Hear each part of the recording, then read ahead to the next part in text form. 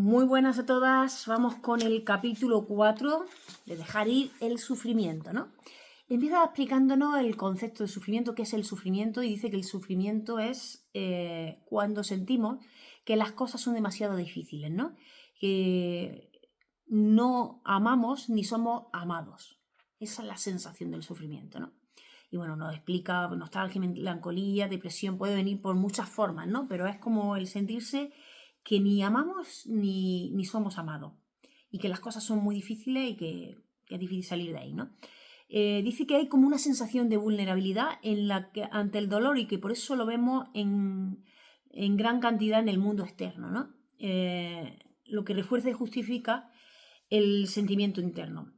Lloramos suplicando que al menos alguien nos ayude, porque no podemos hacer nada al respecto y porque creemos que tal vez alguien pueda hacerlo por nosotros, ¿no? Y esto es lo que marca la diferencia con respecto a la apatía, porque la apatía era como que el sentimiento de que nadie podía ayudarnos, que era imposible totalmente, ni otra persona ni nosotros podíamos solucionar el problema, ¿no?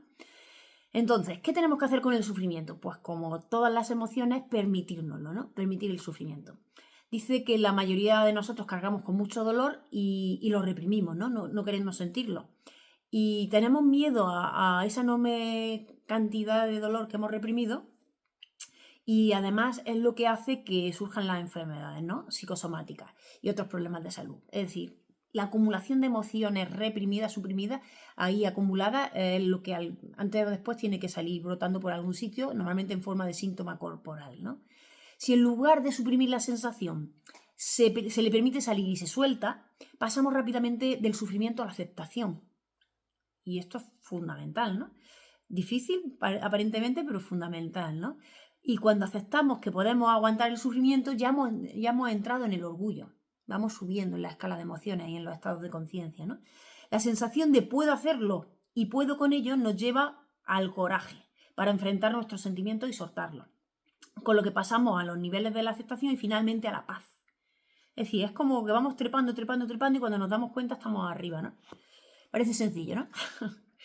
Dice que si no nos resistimos a la sensación de sufrir y nos entregamos totalmente a ella, se agotará en unos 10 o 20 minutos. Tampoco es tanto, ¿no? Si te paras a pensarlo, salvo que sea un sufrimiento extremadamente intenso, ¿no?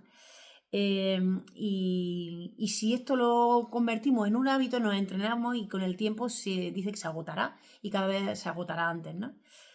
Solo hemos de tolerar un sufrimiento desbordante durante 10 o 20 minutos y luego de repente desaparece. Si nos resistimos al dolor, entonces seguirá. Que eso es lo que hacemos siempre, resistirnos, no queremos sentir el dolor.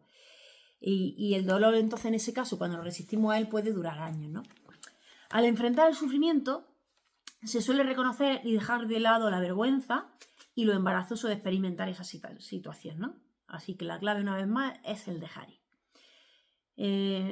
Dice que cuando un hombre deja que... Bueno, cuenta aquí su historia, ¿no? Que una vez tenía un dolor de cabeza muy intenso y que no sabía cómo quitárselo, y entonces se permitió sentir el dolor, ¿no? Y de repente se dio cuenta que le afloraba una creencia de que los hombres no lloran, ¿no? Y precisamente porque llevaba mucho tiempo sin permitirse llorar por ser hombre, cuando se dio cuenta, pasó por varios estados, primero entró en la ira, pero al final llegó al nivel del coraje y a la aceptación, ¿no? Y entonces dice que automáticamente se disolvió el dolor de cabeza. Y entonces sacó la conclusión. Dice, cuando un hombre deja que surja el sufrimiento y se libera totalmente de esa energía suprimida, se siente en paz y cambia su punto de vista sobre su masculinidad, ¿no? Porque era el concepto equivocado de masculinidad. Dice que la base psicológica de todo sufrimiento y duelo es el apego. Nos aferramos demasiado a las cosas, a las personas, a todo, ¿no? El apego y la dependencia se producen porque nos sentimos incompletos. Y esto es fundamental, ¿no? Necesitamos a otra persona que nos complete, ¿no? Buscamos objetos, personas, relaciones, lugares, conceptos para satisfacer las necesidades internas. Como lo utilizamos inconscientemente para satisfacer una necesidad interna, llegamos a identificarlos como propios, como si fueran nuestros, ¿no? Y vivimos una transición de la consideración de esos objetos externos como propios a verlos como una auténtica extensión de nosotros mismos. Al final creemos que somos esa persona, ese objeto, esa situación, ¿no?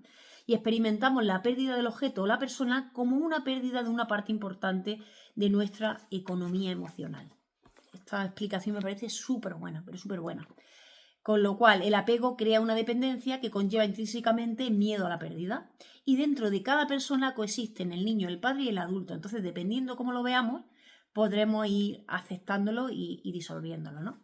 Un niño no sabe encontrar la explicación, pero el adulto sí, ¿no? El adulto sabe dar un razonamiento y poder aceptarlo. Luego nos habla de cómo gestionar la pérdida y nos dice que el primer estado que precede a la experiencia de la pérdida es el miedo a ella, como todo, miedo y resistencia, ¿no? Generalmente nos defendemos de esto de dos formas cuando tenemos miedo a la pérdida. Una es aumentando la intensidad del apego mediante intentos persistentes de fortalecer los lazos. Pensamos que si nos apegamos mucho más ya no vamos a perder eso a lo que nos apegamos y que por lo tanto no vamos a experimentar la pérdida. Y esto dice que a menudo produce el efecto contrario. Cuanto más te apegas a algo, es más probable que la otra persona se agobie, se sienta asfixiada y que por lo tanto diga de dejarte, ¿no? Por ejemplo, en las relaciones personales. Y porque lo siente como un apego posesivo, ¿no?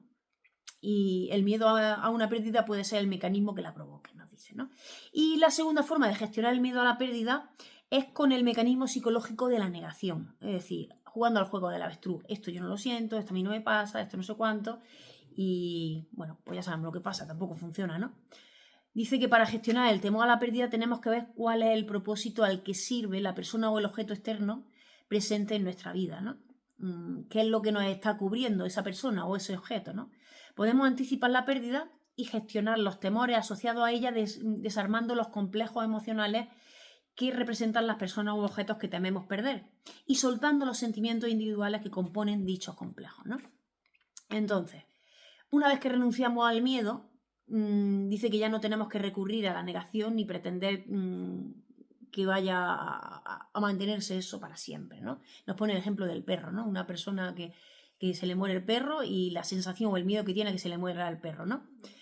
También nos dice que otra emoción asociada al sufrimiento y al duelo es la ira, ¿no?